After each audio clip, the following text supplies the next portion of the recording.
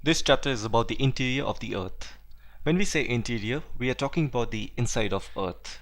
So if you are familiar with this diagram, the different layers of Earth, that is the core, mantle and crust, these all together make the interior of the Earth. And there is a constant change that is going on inside the Earth. Knowing those changes requires us to understand the interior of the Earth. That is what we are going to learn in this chapter. The landscape that we see around us is a result of a constant endogenous and exogenous processes. So endogenous means internal and exogenous is external. Now internal processes such as volcanic activities, folding of the crust and faulting due to plate tectonic activities. So all these processes change the landscape and they are collectively known as endogenous processes. Now exogenous processes are those activities like weathering, erosion, transportation, deposition, denudation. All these acts causes changes to the outer physical shape of a landscape. The main reason it is important to know about the interior of the Earth is due to the fact that human settlement is largely based on physiographic conditions of a region. That's why you will see in plain areas the population is more compared to hilly and mountainous region. Now we have seen a lot of times due to natural calamities like flood, landslide, there's a huge risk towards human life as well as properties. And if we know why the earth shakes or how a tsunami wave is generated, that will help us in creating necessary mechanisms that will protect us from any of such natural calamities.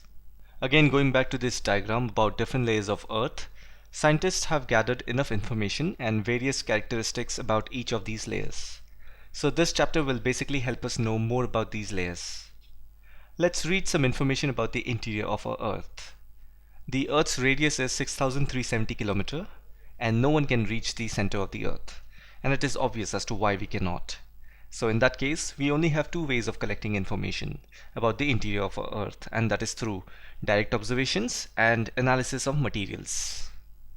First, let's know about some direct sources. Under direct sources, we have rocks that are like a strong evidence which we can use to know the interior of the Earth. The rocks that we see on the surface or the rocks we get from mining areas, they all speak something about the interior of the Earth. But it is generally said that if we can get some rocks that are direct from the interior, we have better information that will lead us somewhere. Because the surface rocks undergo constant weathering due to rain and wind, hence it is not as good as an interior rock from a mine. That's why we have many scientific projects around the world that penetrate into deeper depth to explore the conditions. There are projects like Deep Ocean Drilling Project and Integrated Ocean Drilling Project to gather large volume of information and analyze materials for understanding the interior of Earth. Just a quick information here. The deepest drill is at Kola, which is in Arctic Ocean, and it has so far reached a depth of 12 km. The crust, that is the upper layer of the Earth, is itself 30 km deep from the continent, not from the ocean bed. It is that thick. So 12 km is just half of it, yet it has been the deepest drill till date. This is something to think about. So this was the drill part for gathering information. Another way is to analyze the material that comes out automatically from the interior. I'm referring to the volcanic activities. Volcanic eruption forms another source of obtaining direct information. So whenever there is any volcanic eruption, a sample of the magma is tested around the globe by scientists to determine its components. However, it is difficult to assume the depth of the source of such magma, meaning from where this magma has evolved. Is it right from the core or is it somewhere in between the Earth's layers? So there are some limitation when the quest of knowledge is dependent on direct sources. However, it is far better than going in person inside the Earth, which can otherwise be fatal. Now let's read about some indirect sources that gives us information about the interior. So the temperature and pressure increases as we go from the surface towards the interior in deeper depths.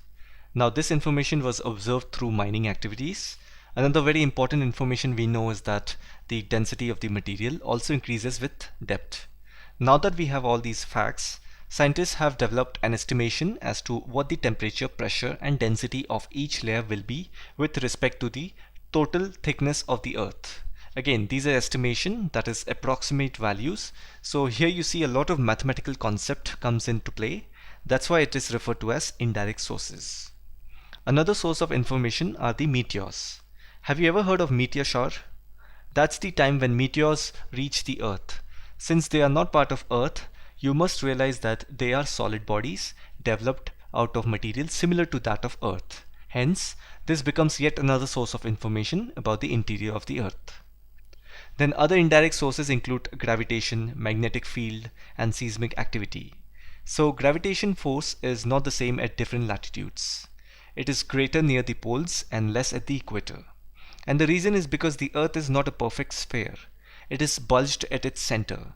So its distance from the center at the equator is comparatively more than the poles. The gravity keeps on changing as we move from one place to another, but it is maximum at the place where it is nearer to the center. As a result, the gravity is more at the poles and least at the equator. Now this change in gravity reading is called gravity anomaly. The gravity values also differ according to the mass of material. And we know that materials are unevenly distributed on Earth. Moments back I told you that gravity is more at the poles than at equator. Therefore, we can say that the materials found at the pole have higher mass compared to the materials found at equator. And that's why you will see North and South Pole are rich in natural resources. The next topic is about earthquake, and I've made a separate video on it. I'll link the video in the description and you can have a look at it. So now we are going to move on to the topic types of earthquake. The first one is a common one and is known as tectonic earthquakes. Whenever you hear the word tectonic, we are referring to the breaking of the crust part of the Earth's surface. So the breaking of the crust part is due to sliding of rocks that creates a fault, and that's what the entire tectonic earthquake is all about. The second one is recognized as volcanic tectonic earthquake. These are confined to areas of active volcanoes. Now you see this word tectonic again associated with volcano. So you know that volcanoes are like a ventilator of the Earth's surface from where the magma comes out. Whenever the magma comes out of the volcano, the movement results in pressure changes in the rock around where the magma has experienced stress. And at some point the rock may break or move, and when that happens, it's tectonic, wherein the crust part of the Earth's surface breaks, creating a fault. The third one is called as collapse earthquakes. These take place in areas of intense mining activity. Here the roofs of underground mine collapse, causing minor tremors. As we know that mining involves a lot of explosion of rock, and that produces seismic waves. These waves are called tremors. The fourth one is called explosion earthquakes. Now by the word explosion, it's evident that we are talking about something man-made or manually created. Due to the explosion of chemical or nuclear devices, seismic waves are produced, and these waves produces tremors. These tremors move and break the rocks, and that creates an earthquake, which is a total manually created. And the fifth one is reservoir induced earthquakes. The earthquakes that occur in the areas of large reservoirs are referred to as reservoir induced earthquakes. To explain this, I'll have to show you an illustration. You know what a reservoir is, right? Now when reservoirs store water, and I mean large quantity of water, that huge quantity of water creates pressure. Now where does the pressure hits? It hits on the wall, the surface of the reservoir. Now those walls in turn creates pressure on nearby rocks. If at all there is a fault, meaning a crack in the crust, because you never know where the faults and cracks are inside the crust.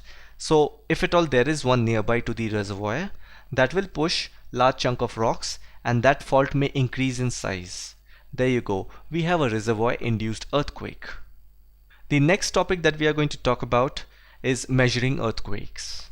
A seismograph is used to detect the vibration caused by an earthquake. The strength or magnitude of an earthquake is measured using the Richter scale on an intensity scale of 0 to 10, 10 being the highest. The intensity of the earthquake is determined by a Mercalli scale, which ranges from 1 to 12. So Richter scale determines the magnitude of the earthquake, and Mercalli scale determines the intensity of the earthquake. Remember that. Now let's read about the effects of earthquake. So earthquake is a natural hazard. So these are some effects of earthquake. I want you to quickly look at them. There are some 10 to 12 of them. Just have a look at them.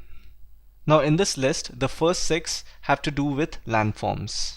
Because if you see ground shaking, differential ground settlement, land and mudslides, soil liquefaction, then ground lurching, avalanches, all these have links with landforms. And the remaining effects of this list are concerned with the life and properties of people in that region. So yeah, just have a look at this list of some hazardous effects of earthquake.